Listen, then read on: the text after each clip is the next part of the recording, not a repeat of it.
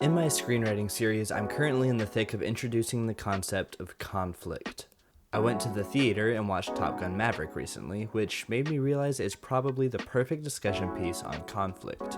The original Top Gun from 1986, directed by Tony Scott, is a pretty well-revered movie that I honestly greatly dislike. Nothing about the crew or marketing campaign for Maverick assured me that it would be an improvement over the original, but much to my surprise, it actually was. Maverick improves, if not fixes, many problems the original had. Let's dive in so I can show you exactly why Top Gun Maverick fixes the conflict problems of Top Gun. Section 1. The many improvements. I have to preface this entire video by saying that Top Gun fixes a lot more than just the conflict. Even though we'll be focusing on conflict because this is a writing course, let me point out two other reasons that this film is so much better than the original. First, the dogfighting choreography is unengaging and mostly uninteresting in the original. I was never once invested in one of the fights, which is both a combination of weak conflict and weak storyboarding/cinematography. The insistence on filming real flying planes in Maverick certainly helps the film be more visceral, but it's actually the storyboarding and choreography that really elevates it. You can tell who is where in the air at all times, and all of the action is directed well. Second, the theme of Top Gun is very strong. It's a great soundtrack that's completely spoiled in the original because it's so overused.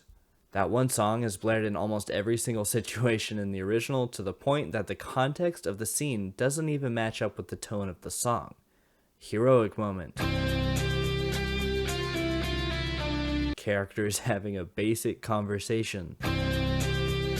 Sad moment. Happy moment. Loss. Victory. Maverick, on the other hand, has dynamic compositions that match the individual tones of each scene. When the theme plays, it has meaning because it's kept to the heroic victory moments that match the tone of that theme. It's an infinitely stronger soundtrack that elevates the film instead of making it feel like an annoying experience. Section 2. The conflict problem. Pete Mitchell, aka Maverick, successfully flies a mission in the beginning of 1986's Top Gun. Because of this, he is accepted into the aviator school Top Gun. He is excited and eager to join the school, full of surety that he will become the best pilot in the class. Alright, pause there.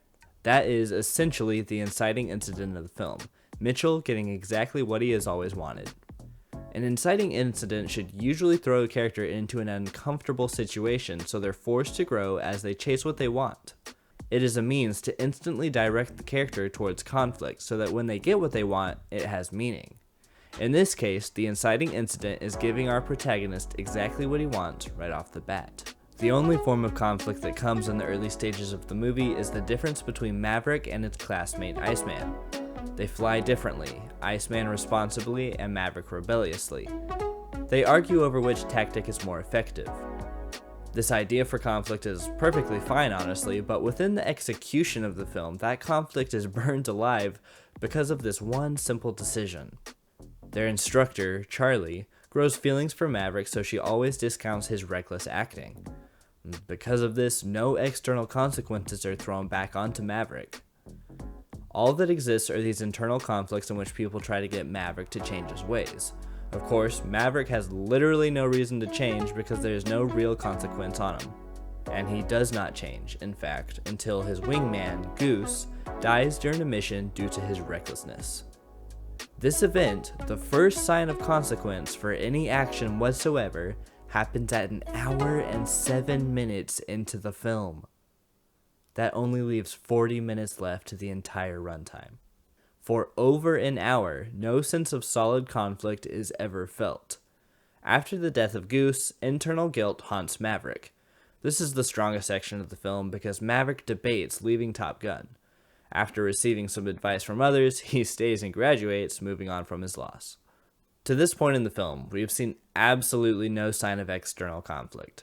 The film does make an attempt to shove external conflict into the film at the very end, at 1 hour and 27 minutes, when a crisis situation arises to save a stranded communication ship from enemy fire. This conflict is so awkwardly inserted that the commanding officer literally interrupts a conversation to say, "We have a crisis situation." Gentlemen, I hate to break up the party before it really gets out of hand. There is work to be done. Some of you have to depart immediately. We have a crisis situation. We get a 15-minute chunk of action serving as the only semblance of external conflict in the film. The internal conflicts between Maverick and Iceman are resolved here as they come to respect how each other fly, due to the success of their mission. Section 3. Mavericks Improvements. The inciting incident of Top Gun Maverick is that Pete is ordered to return to Top Gun to teach a group of pilots how to fly a high-stakes mission. Pete does not want to do this because he dislikes teaching for one, but Goose's son, Rooster, is part of the class he is going to have to teach. Pause. Immediately, the film addresses two problems at once. The ending of Top Gun is an artificial dose of external conflict. In Top Gun Maverick, the external conflict of their mission and the danger of it is inherent from the start, and it's a strong through line that carries the entire movie. Built on top of that, Maverick has personal stakes in the matter because he is unready to face Goose's son. He feels he cannot risk Rooster's life after having Goose killed, but he also wants to make sure Goose and Top Gun are proud. He is being forced into conflict here, being funneled down until he makes a decision about what to do with Rooster. An important note here is that the internal and external conflict intertwine. They are inseparable. The dangerous mission success depends on the team. Rooster is a part of that team, but Maverick wants to keep him out of harm's way. They are inseparable. Throughout the course of the film, Maverick is battling both Rooster and his former co-pilot, Ice, about what to do with Rooster. In the latter third of the movie, Maverick finally is forced to make a decision and lets Rooster fly. Resolution to this conflict is met, but that opens the door for external conflict to crush them. In review, while in the original Top Gun there was zero conflict of any kind for over an hour, the sequel properly introduces both internal and external conflict immediately and holds on to those elements as a through line and driving force for the film. It properly explores and resolves these conflicts, always keeping them intertwined. Section 4. The WinWin Curse. You might be thinking I'm just over the moon about Top Gun Maverick, but I actually still have quite a few problems with this film. If you follow my course, it will be evident to you that I believe in a third type of conflict, the philosophical conflict. The internal and external conflicts are meant to be channeled through a moral or philosophical idea/question so that the resolution of those conflicts have meaning in the end. While Top Gun Maverick does properly form an internal and external conflict like the original, neither properly land a philosophical conflict. Part of this is because of what I call the cursed win-win situation of the Top Gun movies. Remember how at the end of the original, Ice and Maverick come to a point of respect for one another? They both hold true to their respective original ideals, whether that be strict rule following or the freedom to bend the rules if it means success. Come the end of the film, it refuses to say whether it thinks one of those directions is correct. The movie lands at this frustrating consequence-free ending. Unfortunately, Maverick suffers from much of the same things at the end of its runtime, absolutely refusing to make any sacrifices on the American front. Part of this is because the film is supporting a heroic American spirit, but more than that, it's explaining to the people that there are no consequences in the land of the free so long as you win, but also follow the rules. It doesn't make sense. It's a very hollow and frustrating outcome that ultimately refuses to have any philosophical or moral arguments. The internal and external conflicts are meant to channel through your philosophical conflicts. That way, the end resolutions bear fruit and leave the audience with a new guide for life. The character arc in this story is one where Maverick begins at the height of his career but crashes down. The lackluster turning point, in my opinion, is that he rises back to where he once was, not having changed. Granted, he does win second place in Top Gun instead of first, but regardless of this, the arc is not enough for me. This teaches me nothing. Part 5. Fixing Top Gun. These movies don't fail at conflict for lack of substantial source material. These movies fail because they expertly skirt consequence and value at all times. To fix these movies in a broad way, let's just look at what is already inherent in the films. Pete Mitchell is one extreme on the philosophical conflict. We'll call this the victory first philosophy. No matter the means, victory is the goal.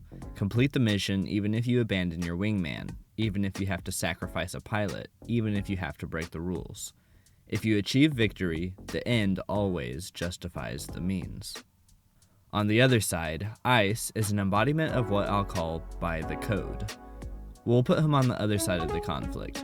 This is a morals first side of the argument where you cannot lower yourself to achieve victory, otherwise victory has not truly been won. We have our two sides of the philosophical conflict now. What we need to do is use the character arcs to have people change within these conflicts and choose a side, making statements about what we believe to be correct. I've thought up a few different ways that this could go. A. If we were to side with Maverick, I would build out a flat character arc for him. Remember that our character began in a place of already being rebellious and winning because of it. The idea here is that as he enters the school, everyone is pushing back against his ideals. Charlie has to report him rather than letting it slip. Ice and the commanding officers must try to cut him down. This would be a scenario where his relationship with Charlie actually matters rather than being pointless like the original movie. As she pushes back on him in the school, it strains their relationship. That is mounting internal and external conflict between them, and Maverick has to choose to cut her off to continue in his ways. Maverick must start sacrificing more and more to achieve his goals. The sacrifice of Goose fits in with this. This is a very dark direction for the story, but there must be a moment where following the moral path fails and Maverick succeeds. It will look dire for Maverick for a while until he ultimately overcomes everyone and dominates the scenario. What this does is it changes the characters around Maverick. He stays true to what he believes, but these characters caught in the middle, like Charlie and his other commanding officers, change and realize the value of what Maverick did. They end up justifying the means by which they met the end. Much like in the film Sicario, the moral lines must become gray to many characters because of the mission success they are finding. This is the only way to win. They would keep it under wraps within the government to put a face on for the American public. Ice loses, people change to respect Maverick and congratulate him for his success. Maverick does not change, he changes the world around him. He is put through trials and tribulations that ultimately only strengthen his initial beliefs. B. Now let's look at how to build a philosophical conflict around the other side of the argument. We established Top Gun as a very strict program of value-driven community. Maverick sticks his nose in and stirs up the pot some with his recklessness. In the first half of the movie, Maverick will find momentary success in corner cutting. Because of his drive to be the best pilot no matter the means, he will lead the class, win the missions, but ultimately fray his relationships. Because of this, everyone starts to hate him. Again, as his relationship builds with Charlie, she would have to report him rather than let it slide because she has a crush. While the criticisms from classmates and commanding officers may not mean much to Maverick, it should be the most intimate relationship calling him out that really hurts and makes him realize he fell into a pit. Right after this moment, Maverick must be thrown into a trap where he spectacularly fails a mission because he has no one to back him up. This is the lowest point in the story for him, and also when a value change within him must happen. He realizes while it felt like success in the first half of the film, ultimately it was just his loss. As in the actual film, Maverick will question quitting the school, but people will stress the need they have for his flying expertise as he is brought into the family after making it up to them. The iconic ending with Ice and Maverick would work in this version, except instead of them coming to respect each other's styles, it's Maverick's initiation into the code. They stand by their morals from now on and work as a family. Fixing Top Gun wasn't even that difficult. I outlined this over 2 hours' time. The internal and external conflicts are already laid out and ready to be executed on, but they must be funneled through a philosophical conflict so they have meaning in the end. Note that in either route I took for the philosophical conflict, characters made major value changes because of the conflict rather than stay true to their original beliefs. I hope this helps you understand how conflict works, and I hope you'll start recognizing forms of conflict in other movies as you watch them.